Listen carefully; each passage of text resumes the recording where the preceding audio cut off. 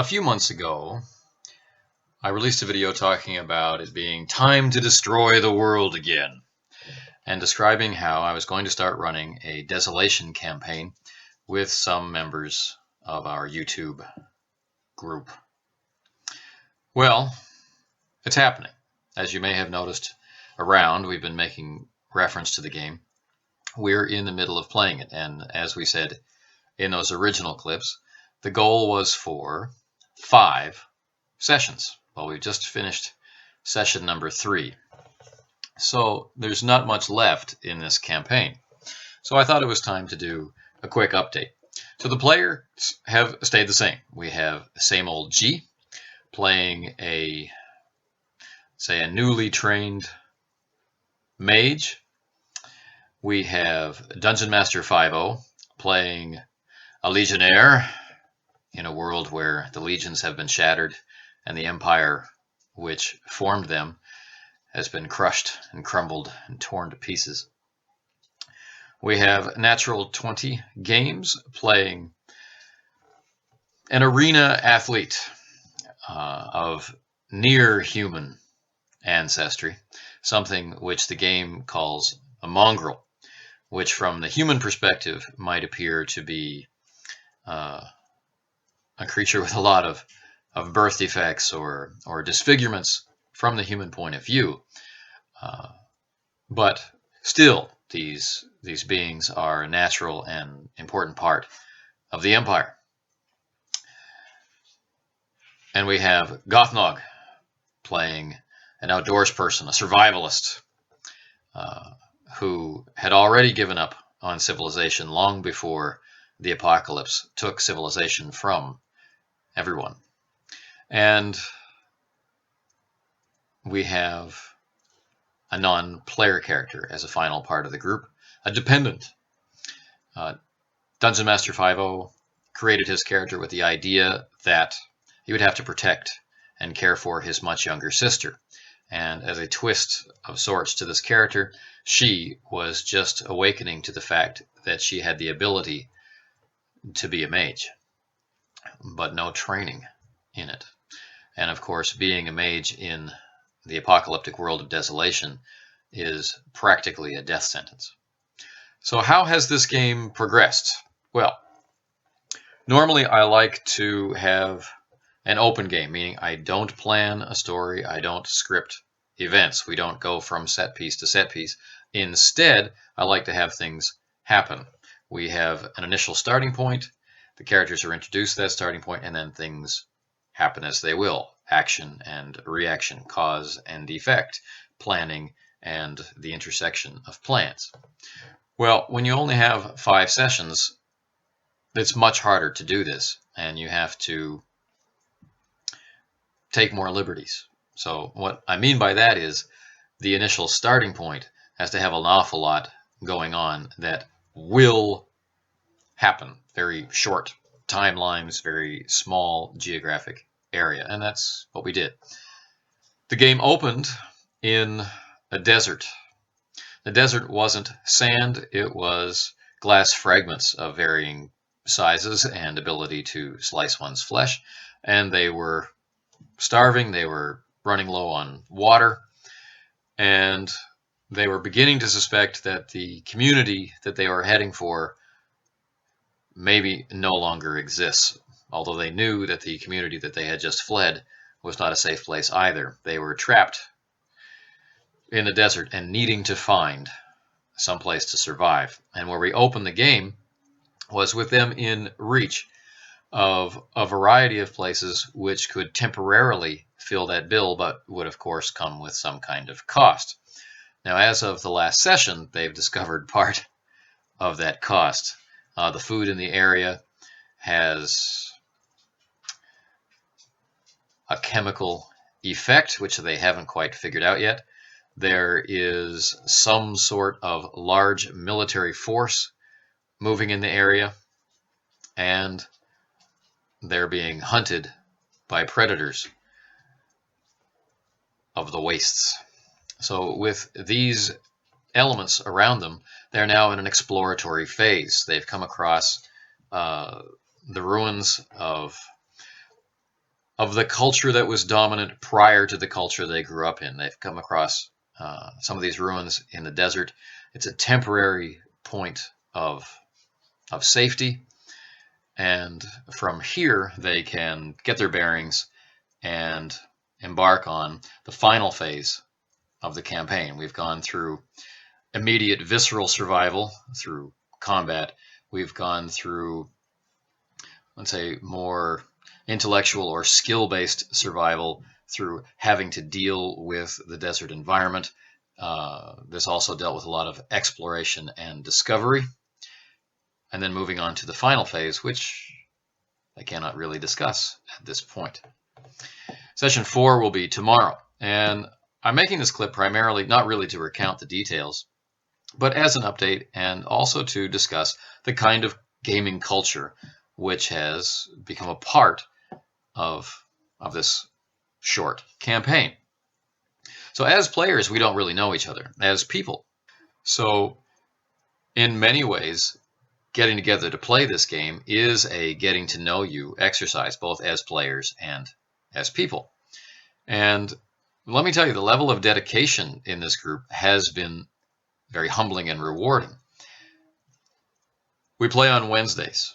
So for me, that means after work is finished, I come home, I walk my dogs, I feed them, and then after that period is over, I log on and we make contact online. But for one of the players, this is 5 or 6 o'clock in the morning, and for the others, it's 7 or 8 o'clock in the morning, and they're always there, ready to go. Even though this is a depressing, post-apocalyptic struggle for survival. This isn't high adventure. This isn't James Bond getting laid and going to casinos. This is struggling to survive. And yet, even though it's a Wednesday morning, at dawn, they're there waiting to play. And I've been very impressed with that. And play they do. They interact incredibly well together, playing with and off of what each other is trying to put forward as their character, and interacting about the scene with the scene elements and taking it to very realistic and interesting places from a dramatic point of view, or from a cinematic or heroic point of view. Each scene that they've gone through, they've handled extremely well in character with a minimum of fuss and bother.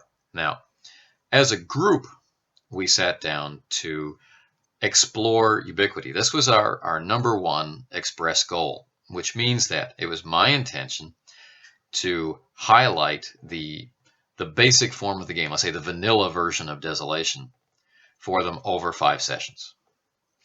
And then my torch would be picked up by the next person in the group to run the game, so that it wouldn't just be a simple, okay, I've played Desolation kind of experience. It's, I've played it, I've discussed it, and I've run it myself kind of experience. Not only will this give me an opportunity to play, it will allow the players to make what they've discovered on that side of the screen, more real as they experience it on this side of the screen. So I'm quite excited about that aspect. But that really was the core principle. It wasn't about running a very immersive game or exploring a particular narrative voice or gaming technique. It wasn't about running a horror game or a dungeon crawl or barbarian horde or the men who could be kings, that kind of thing. It was really about, at its base level, exploring what Desolation had to offer, both as setting and as a vehicle for ubiquity.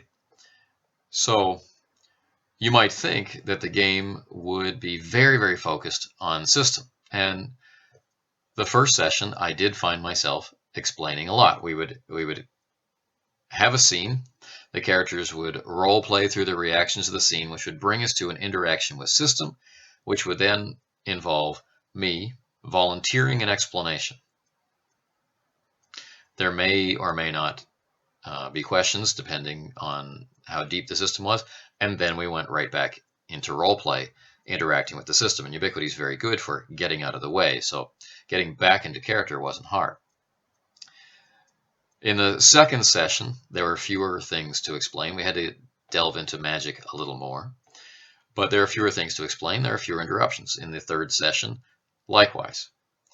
As we went on, the group remembered what had gone before, applied what had gone before. We had used our pre-game session to discuss the rulings and the rules that had come into play before, and we just went with it. So for the last 2 sessions of the game, I'm expecting that most of it will be conducted in character, and we'll have some rewarding experiences to report back afterward. So one of the more interesting things for me that has developed is voice. So here we have this experienced group of people who sat down with the focus on learning and experiencing a system, not creating a particular atmosphere of play. So what kind of narrative voice has arisen naturally? As you'd expect, it's mixed.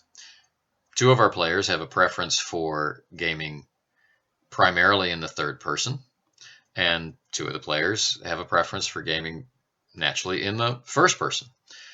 Everybody is active, everybody's involved, everybody's invested, and all the good things you want in a group of players. But what I find particularly interesting is that the dialogue is all occurring first person. The description is a mix back and forth between first and third, which means that I, as the game master, make the option to do all of my description as you, so that the players can take that as they will. So I'm communicating with them in an ambiguous way, which they can either take as you the player or you the character and react with naturally. They've been interacting with each other all in the first person, pretty much the natural state of gaming. Now, were we to continue this experiment further, if we decided this would be a long-term campaign, then we would sit down as a group and we would define if there's anything more we would like to do with this game. And the answer might be no. This is what we want to do with the game. We just want to play the characters and not care about other techniques. But we may, as a group, decide that we'd like to explore a third-person descriptive game and see if it's more or less immersive for this group than doing it first person. Or we might try something completely different. We might go for Desolation as a horror game, or Desolation as a high adventure game, or whatever. There's lots of opportunities for us to sit down and shape our experience. It's not more work, it's just a different type of play. However, that's not where we're taking this. This is simply an exploration of the system. So when we finish the campaign, I'll do one more update about how things finished up. And hopefully the other players will post their reactions and thoughts about how the 5 sessions went. And hopefully when other players from the group take over the game, we'll keep hearing more about Desolation and the way we've been playing it.